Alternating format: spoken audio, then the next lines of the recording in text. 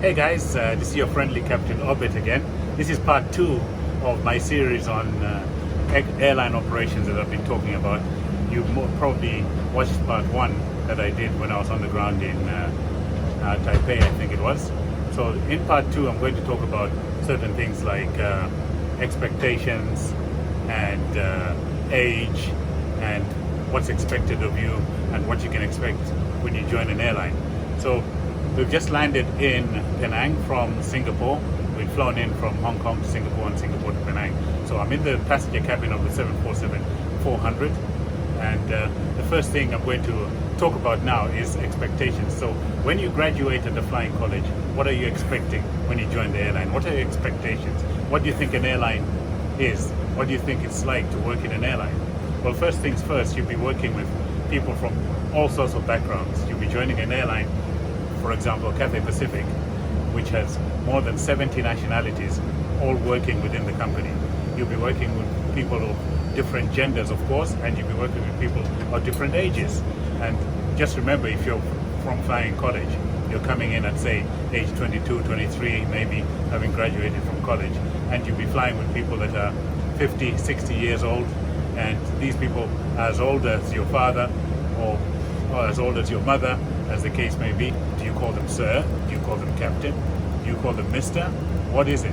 And different airlines have got different standards. In general, in Cathay Pacific, you know, for example, if you're not sure, you must address a captain by just calling him captain. If you're not sure of what to say, just call him captain so-and-so. If it's a fellow second officer, first officer, whatever, you just call him by name. In general, in Cathay Pacific, we try and keep the gradient as flat as possible. So captains here are just generally called by their first name.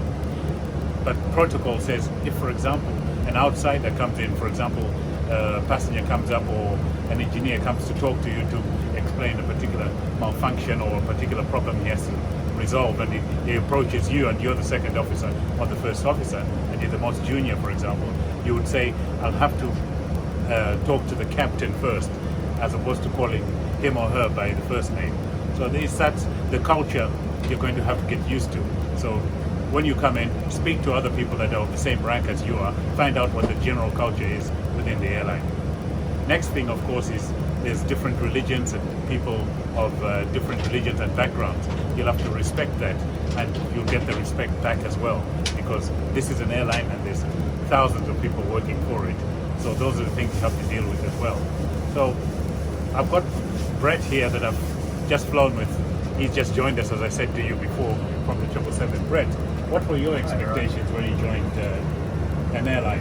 What were you expecting when you joined an airline? My background, after I finished flight college, I flew for a small charter outfit, flying small 8-passenger planes, doing cargo runs and charters, and then moved up. And then when I came to an airline, I guess at first I was expecting to have to put in a lot of work, because there's a lot to learn to fly a big wide-body jet. It's quite different from a small aircraft. But also with the airlines you get very high-quality training from very experienced pilots that have been doing the job for many, many years. But they do expect high standards, so you do need to put in quite a bit of work. There's a lot of manuals to read on standard operating procedures, which would be completely different if you're flying a single pilot for a small cargo outfit or have come straight from flight school, because now you're operating with a multi-crew environment. So you need to learn the standard procedures so that everyone gets what they expect at the right time, and especially when you're working, as Ovid said, with many nationalities. So you have a set of procedures so everyone knows what the standard is. So initially when you first start, there's a lot to learn, but if you put in the work and you do the time, once you get past that, it's really good fun. You really get to relax and enjoy the new life. Yeah. And get to see the world. So that's Brett, who's just explained his bit as far as what he expected. The main thing here, I think, from what Brett just said, is you've got to put the work in. You're now treated as an adult, you're professional, and you're expected to just slot in to people who are professionals already in the airline. They expect you to come up to speed as soon as you can. There's going to be a lot of work in the first 3 or 4 months, because you're going to have to do things like the conversion course, learn the standard procedures of an airline, but also you're going to have to settle into the new company, and also maybe a new country. You might actually have to go to a different country. the important thing I want to say to you guys is that coming in as the most junior person maybe on the aeroplane on a particular flight doesn't mean you're less intelligent. Okay? The difference between you and maybe like somebody like me that's an senior instructor on the 747 is that I am more experienced. I'm not more intelligent. You're probably more intelligent than I am. The difference between you and I is simply because I've got the experience. That's what tells us apart. But don't come here thinking the most senior people on the aeroplane are the most intelligent. It's a completely different thing. The most senior on the aeroplane are simply more experienced than you are, and you have got just as good an intelligence as we all have. So use that intelligence to come up to speed, keep learning every day, and you'll be fine with it. So we'll go outside and I'll talk about something else that's to do with this topic later. Hi, we're outside here. We've just landed in Penang, Boeing 747-400, and I want to talk about the glamour of flying. Hi guys, I'm in the main deck cabin of the 747-400, and they're doing some offloading behind me there. What I want to talk about now is about this glamour thing about flying. It's not all glamour, you know.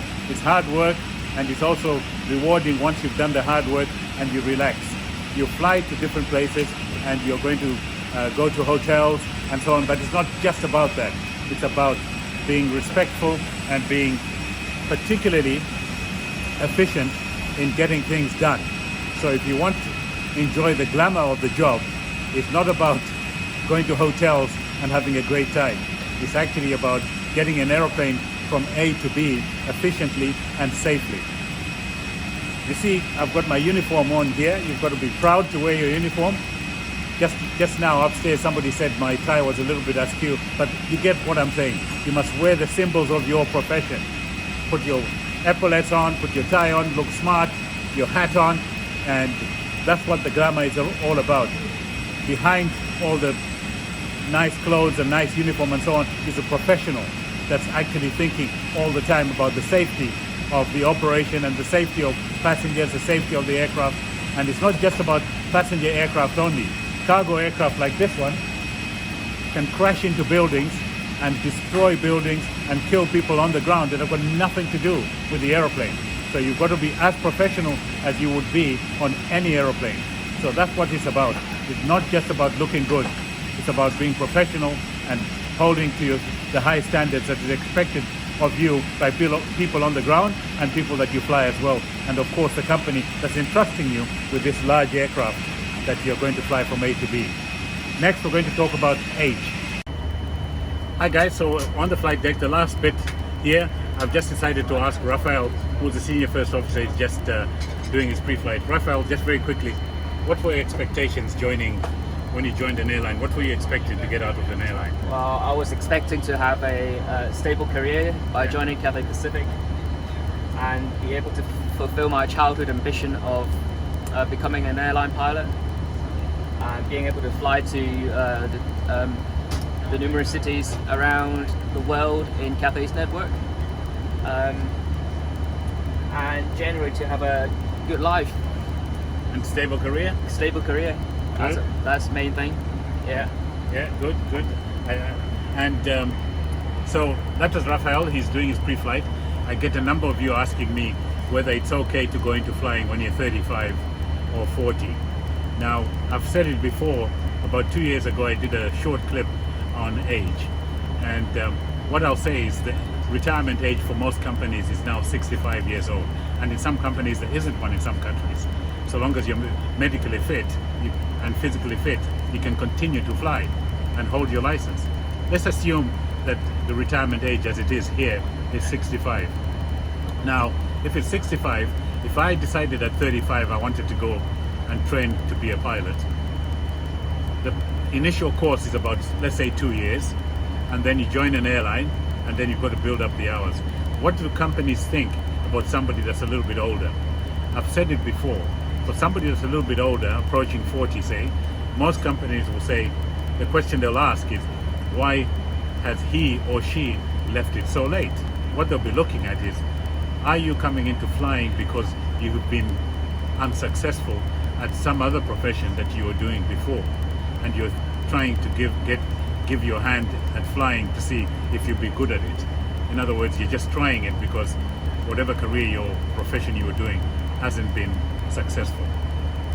So the companies that I know of will look at somebody that's a mature student or mature person, as it were, to say, okay, this person wants to come into flying and this person's 40 and they've just qualified as pilots. Why is it they left it so late? They'll ask you, for example, in an interview, what is it you've been doing for you to actually do it so late? And you might say, well, I've been an accountant, or I've been a school teacher, I've been working in engineering somewhere, I've been a medical doctor. There are doctors who've changed careers. So if, for example, I was interviewing you and you told me that you want to be a pilot because it's something you've always wanted to do, and you went and did medical school, or you went and did something else, became a lawyer for some years because you couldn't get into flying school, and then you managed to raise the money to train, and as a result of that you only managed to train much later, I would ask you, what are you doing now? And if you said to me, well, I'm still a lawyer, I'm working for this firm, or I'm still an accountant, or I'm still doing whatever, but I'd really like to join the airline, and I would leave my current job now to join Cathay Pacific, British Airways, whatever it is, I'll leave it now. To me, that tells me you actually want to do this, because you're leaving a high-paid job and you're stable in a career, and you want to change professions simply because you want to do this. So that's what tells me you're interested. But if you failed at something and we determine that maybe you haven't been successful at it, most companies will look at it and say, no, this person's just trying to give a go at flying to see if they'll be successful at it. They're not doing it because necessarily they always wanted to do it, if you see what I mean, that sort of thing. So that's what age is. If you got in at the age of 40 into an airline, remember, retirement age of 65 still gives you 25 years of a career. In that time, in an airline, you become a captain, you can become an instructor, just like I am. So don't worry about the age. If you're 40, you can still get in. Let's say you graduate at 45, that still gives you 20 years of a career. Don't be disheartened.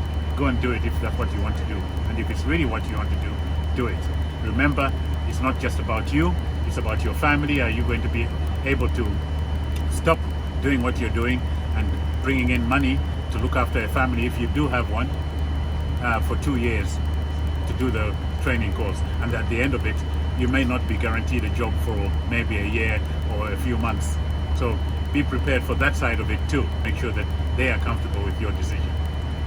That's my advice to you. So go for it later.